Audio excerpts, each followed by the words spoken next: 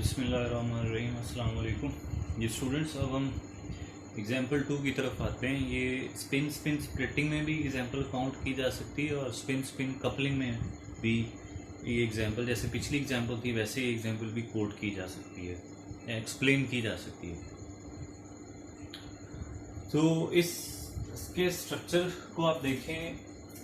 पहली बात ये कि आपको पता होना चाहिए कौन कौन से हाइड्रोजन्स इक्विवेलेंट हैं और कौन कौन से इक्विवेलेंट नहीं हैं।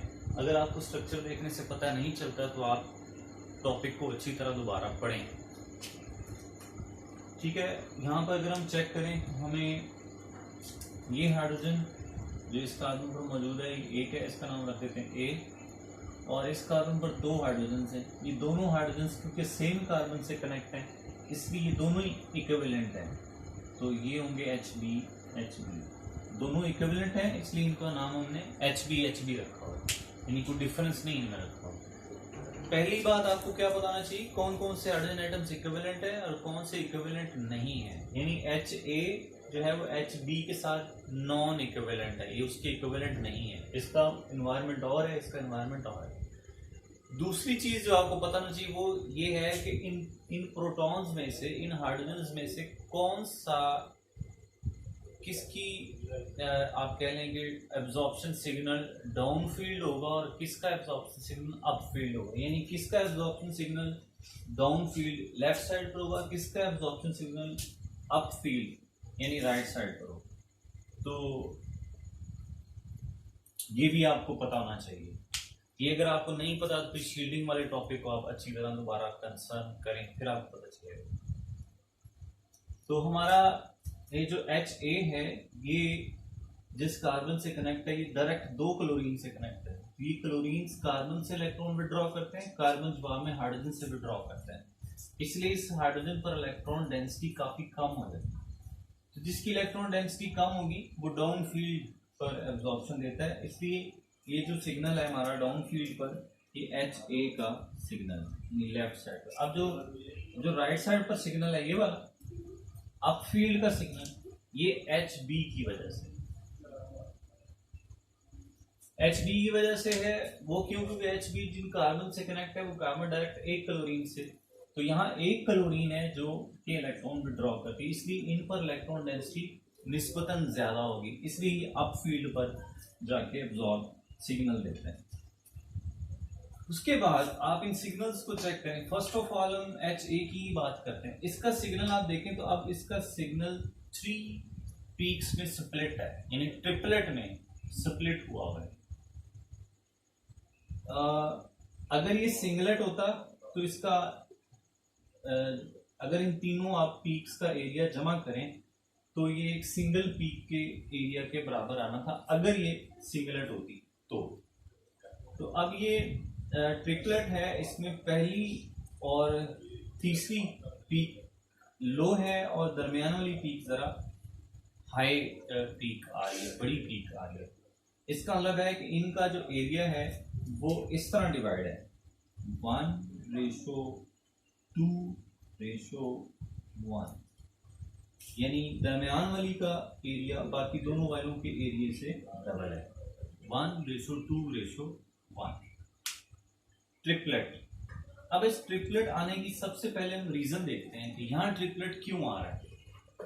इस हाइड्रोजन के नेबरिंग हाइड्रोजन दो हैं, एक ये है और एक ये है। नेबरिंग चेक करने का क्या तरीकाकार है, मैंने पिछली एग्जांपल में आपको समझाया कि हाइड्रोजन जिस कार्बन से कनेक्ट है उस कार्बन के साथ कितने H हैं, तो ये 2 H है। इसका मतलब यहाँ पर HB यानी नेबरिंग हाइड्रोजन वो 2 है। तो अब अगर ये 2 है तो इनकी स्पिन स्टेट्स की जो प्रोबेबिलिटी हो सकती है, जो चांसेस हो सकते हैं वो क्या क्या हो सकते हैं। तो ये हो सकते हैं कि ये दोनों या तो अल्फा स्टेट में होंगे दोनों ही, या फिर दोनों बीटा स्टेट में होंगे, 2 चांसेस हो गए। तीसरा चांस है ये अल्फा और ये बीटा, यानी अल्फा बीटा, और चौथा चांस है ये अल्फा और ये बीटा, यानी टोटल 4 चांसेस हैं इनकी स्पिन के। अल्फा अल्फा मैं यहां लिख देता हूं, बल्कि यहां लिखा हुआ है HB अल्फा अल्फा हो सकते हैं या बीटा बीटा हो सकते हैं, या अल्फा बीटा हो सकते हैं, या बीटा अल्फा हो सकते हैं। टोटल 4 इनके चांसेस है।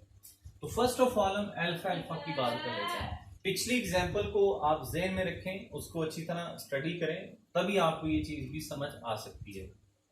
अगर ये दोनों अल्फा होंगे तो आपने पिछली एग्जाम्पल में पढ़ा अल्फा से जब neighbouring hydrogen neighbouring proton alpha spin state में होता है तो फिर हमें जो मैग्नेटिक फील्ड है वो कम चाहिए होती है, डाउन फील्ड पे ही सिग्नल आ जाता है।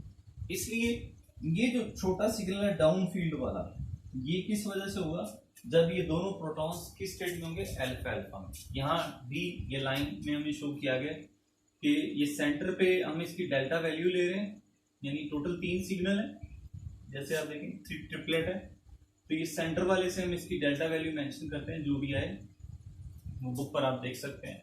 ये HA की डेल्टा वैल्यू है, तो ये डाउन फील्ड वाला पीक है अल्फा अल्फा, और बीटा बीटा से ये अप फील्ड वाला है। हमने पिछले एग्जाम्पल पढ़ा था अगर नेबरिंग हाइड्रोजन बीटा हो तो फिर ज्यादा मैग्नेटिक फील्ड चाहिए होती है, तो अप फील्ड पर जाकर एब्जॉर्प्शन होती है, यानी फिर ये जो दूसरी पीक है ये अप फील्ड की तरफ है, ये बीटा बीटा की वजह से। ठीक है, तो इस तरह हमें 2 पीक्स का पता चल गया। अब तीसरी पीक जो है सेंटर वाली, वो एक तो ये बात वो बड़ी क्यों है, दूसरी बात कि वो तीसरी किस तरीके से है। अगर इनमें से एक अल्फा और एक बीटा हो, या दूसरा अल्फा और ये बीटा हो, तो फिर दोनों एक दूसरे के इफेक्ट को कैंसिल कर देते हैं।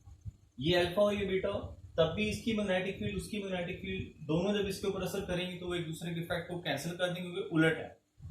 तो इसलिए दोनों जो चांसेस हैं इसमें ये दोनों ही एक दूसरे के इफेक्ट को कैंसिल कर देते हैं, लिहाजा जो H अल्फा की पीक है वो सेंटर पे आती है।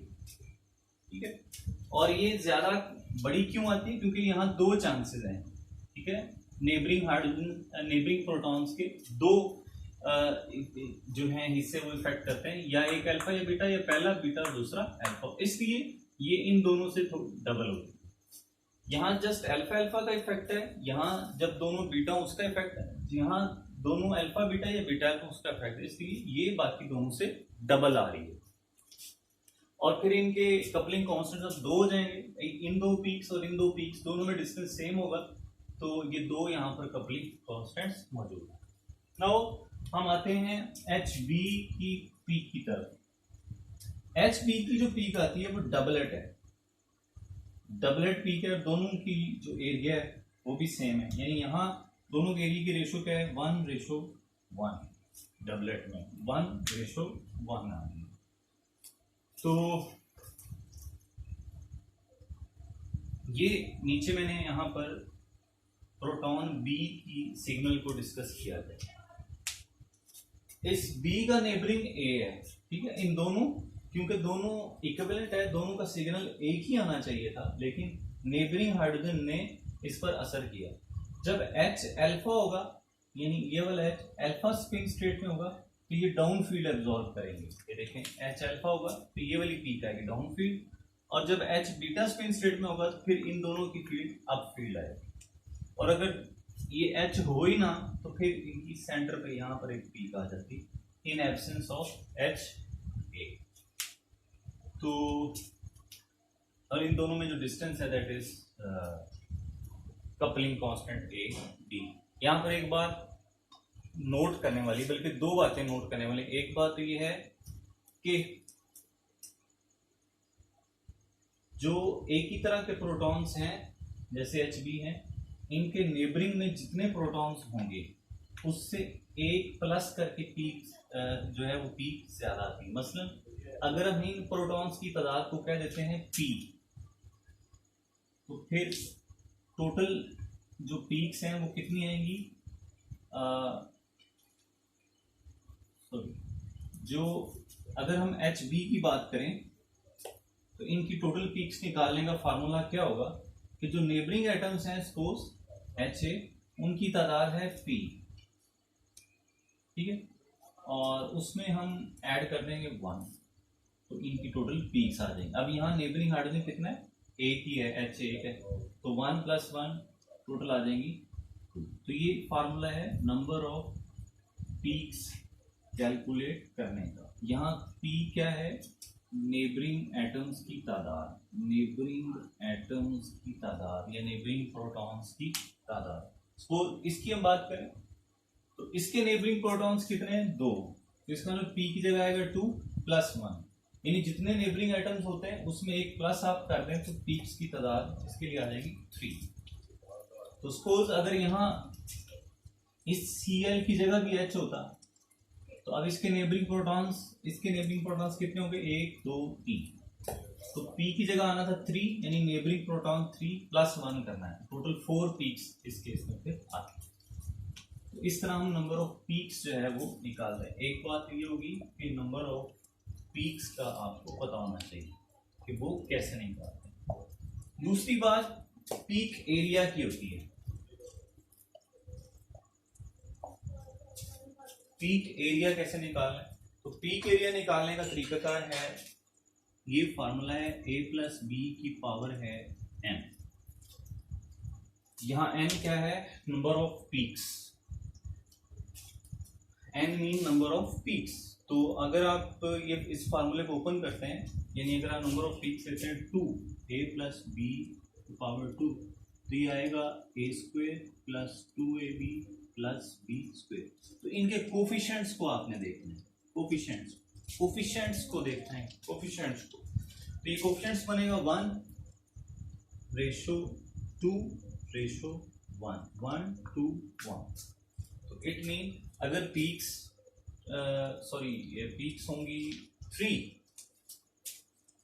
तो ये n से मुराद फिर यहाँ नेबरिंग एटम्स हैं, यानी अगर H के नेबरिंग एटम्स 2 हैं तो फिर आप a + b की पावर n लिखेंगे और इसके फार्मूले को ओपन करेंगे तो इस तरह जो कोफिशिएंट्स आएंगे ये आपको बताएगा पीक एरिया। जैसे ये था 1 2। इस बात को दोबारा सुन लें, पीक एरिया कैसे निकालना है जब आपके पास ज्यादा पीक्स हो। तो फार्मूला है a + b power n। n यहाँ क्या शो करता है? Number of neighbouring protons. Neighbouring protons जैसे H के 2 हैं तो आप 2 लगा के फार्मूला ओपन करें तो जिनके कोफिशिएंट्स होंगे वो आपको बताएंगे पीक एरिया के बारे में। तो आगे हम मजीद इसको देखते हैं। ये स्टूडेंट्स आपके सामने relative intensity of peak in a multiplet, इसका एक और तरीका दिखा। एक तो तरीका हमने पीछे पढ़ा जो कि फार्मूला है a + b n वाला, लेकिन उससे आसान तरीका है पास्कल ट्रायंगल। इसको relative intensity of peak in a multiplet ये भी कह सकते हैं, या peak area, simply peak area in a multiplet ये भी हम कह सकते हैं। यानी वो जो एक से ज़्यादा पीक्स इकट्ठी आती हैं तो उनके नीचे एरिया कितना होगा वो हमें कैसे पता चलेगा? उसका तरीका है पास्कल ट्रायंगल से। पास्कल ट्रायंगल क्या है कि इसमें एक टेबल आपके सामने नजर आ रहा है। Number of neighbouring protons, 0 neighbouring proton होते हैं तो सिंगलेट आती है, मल्टीप्लिसिटी सिंगलेट आती है। अगर नेबरिंग प्रोटॉन 1 हो तो फिर डबलेट आती है। ये हमने पीछे पढ़ा है कि जितने नेबरिंग प्रोटॉन्स हो उसमें एक प्लस करेंगे तो उतनी जो है वो पीक्स हमारे पास हासिल होती है। तो अगर नेबरिंग प्रोटॉन 2 होंगे तो ट्रिपलेट, 3 होंगे तो क्वाड्रेट और 4 होंगे तो क्विंटेट। आगे इनका पीक एरिया निकालने का जो तरीका है ये पास्कल ट्रायंगल। इस ट्रायंगल के टॉप पे हम 1 लिखते हैं और इसके नीचे आने वाली हर रो इसको कह रहे हैं, ये रो है, ये भी रो है, ये हर रो के साइडों पे भी आपने 1 लिखना है। हर रो की दोनों साइडों पे, लेफ्ट और राइट साइड पे भी आपने 1 1 लिखना है। ठीक है, जैसे ये टॉप पे 1 लिखा है, नीचे आने वाली रो इसमें भी हमने 1 1 लिखा हुआ है और इससे नीचे आने वाली रो की साइडों पे भी आपने 1 1 लिखना है, साइडों पे भी 1 1 लिखना है। अब ये 2 कहां से आया है? अब ये जो साइडों वाले 1 1 हैं, ठीक है, इनके दरमियान यानी इंटरमीडिएट पे इनके दरमियान में वैल्यू कौन सी आएंगी वो आप कैसे निकालोगे? इस कि अब आप जो दो नंबर हैं ये वाले, इन दोनों को ऐड करने से ये दरमियान वाली वैल्यू आएगी। इस वैल्यू को कह रहे हैं इंटरमीडिएट वैल्यू। और ये कैसे आती है, इसके ऊपर डायरेक्टली जो दो नंबर मौजूद हैं उन दोनों को आप ऐड करेंगे तो ये 2 आ जाएगा। फिर साइडों पे आपने रेशो लगा के 1 1 है। अब आप इसी ये एरिया आपको बता दें, सिंगलेट में एक ही पीक है तो उसका एरिया भी, उसके एरिया की रेशो भी 1 है। और अगर डबलेट है तो उसके एरिया की रेशो 1 1 है। और अगर ट्रिपलेट है तो उसके एरिया की रेशो 1 1 है। और अगर क्वार्टेट है यानी 4 पीक्स हैं उनके एरिया की रेशो की 1 3 3 1। ये आप कैसे निकालेंगे, अब आप अगली रो पे चौथी रो पे जाएंगे तो इसके साइडों पे भी 1 1 लिखना है। अब इनके दरमियान में दो वैल्यूज आएंगी, ठीक है, वो कैसे आएंगी, इसके ऊपर बिल्कुल डायरेक्ट आप देखें तो 1 और 2 है, इन दोनों को आप ऐड करें 3 बनेगा। इसके ऊपर भी आप देखें तो 1 और 2 है, दोनों को ऐड करेंगे तो 3 बनेगा। इस तरह आपने अगली रोज के लिए भी इस एरियाज को कैलकुलेट करना है। अब निचली रो पे आप जाएं तो साइडों पे 1 1 और दरमियान में इंटरमीडिएट वैल्यूज, यहाँ पहले 2 थी दरमियान में, अब दरमियान में 3 वैल्यूज हैं। वो कैसे हमने निकाली कि इस 4 के ऊपर डायरेक्ट देखेंगे 1 और 3 है, दोनों को ऐड करेंगे तो 4, 3 और 3 दोनों को ऐड करेंगे तो 6, यानी इसको 4 इनको ऐड करने से 6 और 3 और 1 को ऐड करने से 4। अब आप आगे जाएंगे फिर 1 1 साइडों पे 1 1 ही लाना, और 1 और 4 को ऐड करेंगे तो पहले आएगा 5, फिर 4 और 6 को ऐड करेंगे 10, फिर 6 और 4 को ऐड करेंगे 10, फिर 4 1 को ऐड करेंगे 5 और साइडों पे 1 1, यानी 1 5 10 10 5 1। Thank you for watching this lecture. अल्लाह हाफिज़।